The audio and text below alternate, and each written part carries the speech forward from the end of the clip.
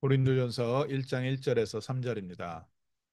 하나님의 뜻을 따라 그리스도 예수의 사도로 부르심을 받은 바울과 형제 소수대네는 고린도에 있는 하나님의 교회 곧 그리스도 예수 안에서 거룩하여지고 성도라 부르심을 받은 자들과 또 각처에서 우리의 주 곧 그들과 우리의 주 되신 예수 그리스도의 이름을 부르는 모든 자들에게 하나님 우리 아버지와 주 예수 그리스도로부터 은혜와 평강이 있기를 원하노라. 아멘. 오늘부터 고린도 전후서를 통해서 또 하나님께서 주시는 중요한 언약을 붙잡고 또 우리에게 맡기신 귀한 현장 살리는 복된 축복이 시작되기를 주님의 이름으로 축원합니다. 이 고린도서는 사도행전 18장에 나와 있는 바울이 브리스길라 아굴라 부부를 만나서 고린도라는 지역에 들어가서 사역을 하면서 세워진 교회입니다.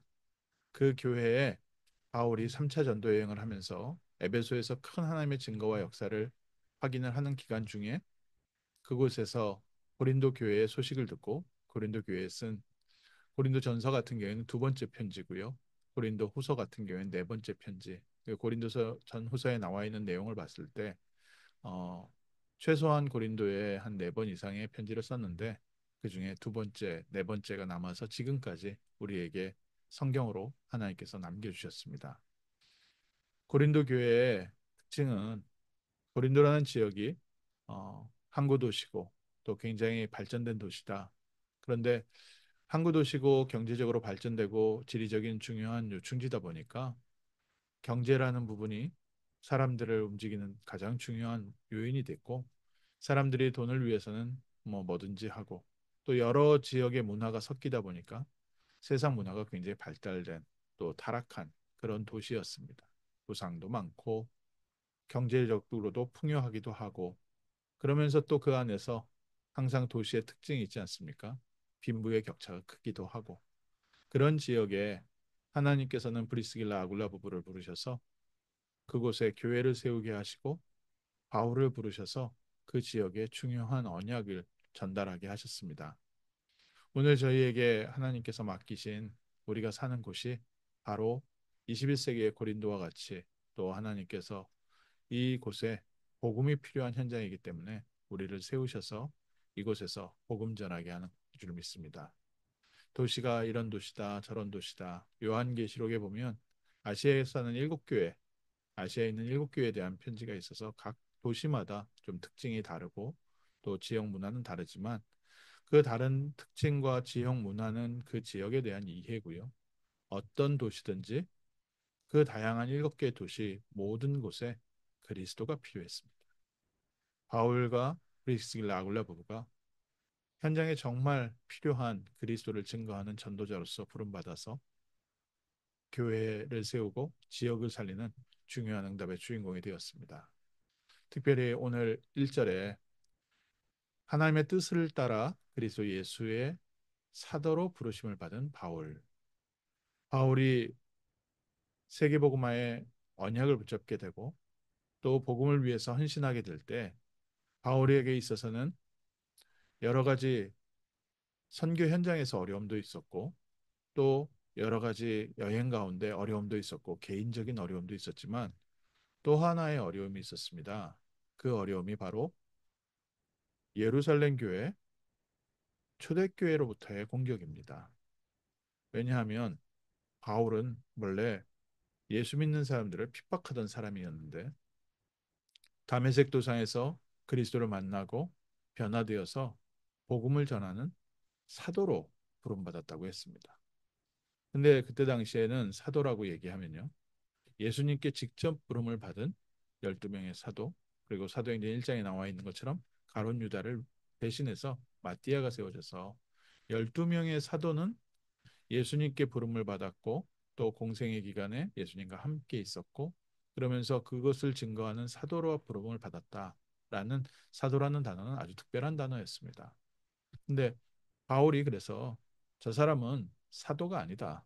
저 사람은 하나님을 위해서 쓰임 받는 사람은 있는데 예루살렘 또 유대교 출신 많은 순회 사역자들이 바울이 다닌 도시들마다 다니면서 계속 그게 얘기를 했습니다. 바울에게 너희들이 복음을 받긴 했지만 바울은 사도는 아니다. 그래서 우리가 정말 예수님께 직접 배웠고 우리가 예수님께 직접 받았고 또 안식일 지켜야 되고 우리 유대교에 하나님께서 이스라엘에 이 말씀을 주셨기 때문에 구약 성경 지키면서 할례 받아야지 구원받는다 하면서 바울의 가르침을 계속 공격을 했습니다.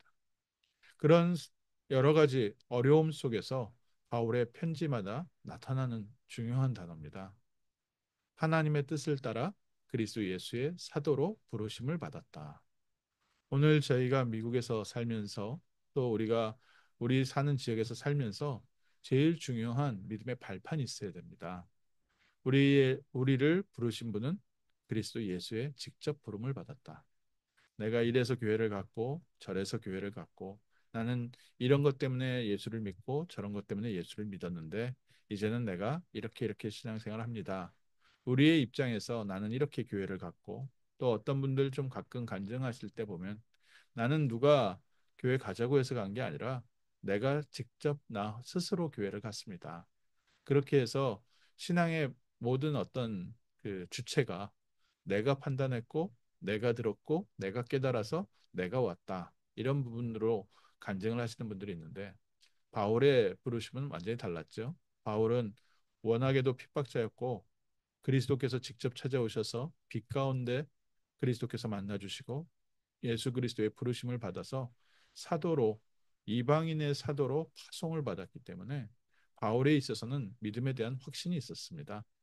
누가 무엇을 근거로 얘기를 하더라도 바울에게는 그리스도께서 나를 찾아오셔서 나를 부르시고 나를 세우셔서 나를 모든 이방인 세계로 파송하셨다는 하나님께로부터 받은 나만의 이면 계획이 따로 있었습니다. 오늘 저희가 회복해야 되는 겁니다. 어떤 이유 때문에 우리가 복음 속에 들어왔고 교회로 들어왔고 신앙생활을 했든지 간에 나는 믿음이 있어요 없어요가 아니라 우리 모든 사람은 그리스도 예수 안에서 부르심을 받았습니다. 오늘 읽은 성경 본문에 고린도에 있는 하나님의 교회 곧 그리스도 예수 안에서 거룩하여지고 성도라 부르심을 받은 자들 성도로 부름을 받았다. 이 부름을 받았다는 뜻은 교회라는 뜻입니다. 교회는 에클레시아라고 그래서요. 밖으로 부름을 받은 자들. 그래서 교회라는 단어 자체가 부름 받은 자들의 모임 이런 의미를 갖고 있습니다. 하나님께서 이 세상 창세기 3장의 저주와 사단의 권세 아래서 우리를 불러내셨습니다. 이스라엘 백성이 애굽에 노예되어 있던 이스라엘 백성을 불러내셨다. 또 갈대아 우르에서 우상 숭배하는 문화 속에 있었던 아브라함을 불러내셨다. 그와 같이 우리가 예수를 믿고 찾아온 것이 아니라 하나님께서 창세전부터 우리를 아시고 택하시고 우리를 불러내셔서 오늘 우리가 구원받은 하나님의 자녀가 되었고 교회로 부름을 받았고 또 이 교회의 복음을 가지고 세상으로 파송받았습니다. 사도라는 단어 뜻은 보냄을 받았다. 또 그런 의미가 있거든요. 그 메시지를 전달하는 사람이다. 하나님이 우리를 교회로 부르시고 하나님께서 우리가 사는 지역으로 또 237 민족에게 또 5천 종족 땅끝까지 또 우리 후대 미래에까지 이 복음을 위해서 하나님께서 우리를 파송하셨습니다. 오늘 아침 먼저 확실한 믿음부터 회복하시길 주님의 이름으로 축원합니다. 그 어떤 환경 가운데 왔더라도 바울이 발견한 겁니다. 예수님께서 원하시는 자들을 부르셨구나. 마가복음 3장 13절에도 예수님께서 열두 사도로 부르신 것처럼 하나님께서 나를 그리스도의 증인으로 부르셨구나. 교회로 부르셨구나. 그리스도 예수 안에서 거룩하여지고 성도라 부르심을 받은 자들. 천주교에서는 굉장히 신앙적인 어떤 업적을 남기거나 특별한 사람들을 세인트로 추대를 합니다. 그런데 성경은 뭐라고 얘기하고 있습니까? 그리스도 예수로 말미암아 구원받은 모든 사람이 세인트입니다. 성도입니다. 우리를 하나님께서 거룩하게 하셨고 성도로 부르시고 우리를 의인으로 성인으로 불러주셨습니다. 한국에서는 세인트라는 단어를 성인이란 단어로 천주교에서는 조금 다르게 사용을 하고 있지요. 그러나 성경에서는 우리가 바로 세인트입니다. 우리의 모습과 상관없이 우리는 그리스도 예수 안에서 부름을 받았고 우리는 또 그리스도 예수를 부르는 자들입니다. 오늘 아침에 우리의 신앙의 발판 든든하게 세우시고 오늘 현장에 또 파송을 받아서 그리스도의 빛을 비춥니다. 그러면서 바울이 했던 첫 인사지만 모든 내용이 다 담겨 있지 않습니까? 하나님 우리 아버지와 주 예수 그리스도로부터 은혜와 평강이 있기를 원하노라. 오늘 우리가 누려야 될 비밀은 여기에 있습니다. 어디서부터 은혜를 받고 어디서부터 평강을 누립니까? 돈이 있는 사람은 좀 안전되다 생각하고요. 돈 없는 사람은 불안하다 생각합니다. 건강이 있는 사람은 내가 좀 모든 일에 자신감이 있고요. 건강이 없는 사람은 모든 일에 좀 자신이 없습니다. 내가 공부한 게 좀 많은 사람은 남들보다 내가 똑똑하다 생각하고 내가 남들보다 공부를 좀 못했으면 돈이 많더라도 사람들 앞에요. 좀 자격지심 느끼면서 늘 그 부분에 대해서 불안해합니다. 그런데 하나님의 자녀로 부름받은 우리는 하나님과 예수 그리스도로부터 은혜와 평강이 있기를 원하노라. 오늘 아침 하나님께서 주시는 은혜와 하나님께서 주시는 평화를 누리는 하나님께서 주시는 힘을 얻는 복된 날 되시기를 주님의 이름으로 축원합니다. 우리는 오늘도 하루를 살아가는데 우리 자신에 대한 확실한 배경이 있습니다. 그리스도 예수로 말미암아 하나님의 자녀가 되었고 우리는 성도이다. 우리는 세인트입니다. 의인입니다. 그리고 이제 우리는 현장으로 파송을 받았습니다.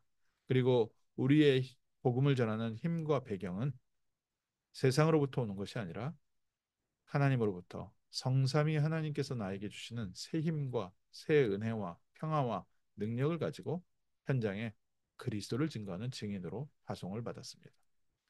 오늘 아침 그동안 내가 다른 것에 흔들리고 있었다면 다시 한번 그리스도 안에서 부름받은 하나님 자녀다. 우리가 또 다른 것 때문에 내 마음이 불안했다고 낙심했다고 또 좌절했다고 하면 오늘 우리가 눈에 보이는 것이 아니라 이 세상을 창조하신 성삼위 하나님으로부터 주시는 새 힘과 평강과 능력과 그 기쁨을 가지고 그리스도를 증거하는 복된 날 되시기를 주님의 이름으로 축원합니다. 기도하겠습니다. 하나님 저희를 부르시되 그리스도 예수 안에서 우리를 거룩하게 하시고 우리를 의인이라 칭하시고 이 세상을 살리는 빛으로 파송하심을 감사합니다. 오늘 아침 먼저 믿음이 회복되어지는 날, 또 확신이 회복되어지는 날, 우리의 배경이 확실하게 확인되는 복된 아침 되게 하시고 하나님 우리에게 약속하신 성령의 충만함을 주셔서 하나님 주시는 은혜와 평강과 기쁨과 새 힘을 가지고 세상을 살리는 승리의 하루 되게 하옵소서.